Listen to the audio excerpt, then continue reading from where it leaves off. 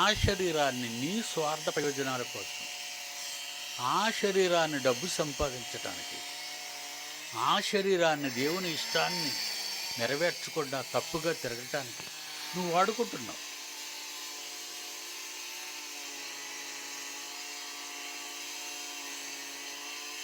అందుకే దేవుడు అంటున్నాడు, వాని జీవిత దినములు కొద్దివగునుగాక.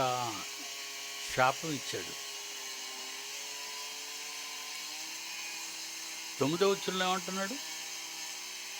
వాని బిడ్డలు తండ్రి లేని వారవుదురుగాక, వాని భార్య భర్తను పోగొట్టుకుని విధవరాలగునుగాక, వారి పిల్లలు దేశదిమ్మరులై భిక్షమెత్తుదురుగాక, పాడుపడిన తమ ఎండ్లకు దూరముగా జీవనము వెదుకుదురుగాక. ఎన్ని శాపాలు ఇస్తున్నాడండి దేవుడు, ఎన్ని శాపాలు ఇస్తున్నాడు.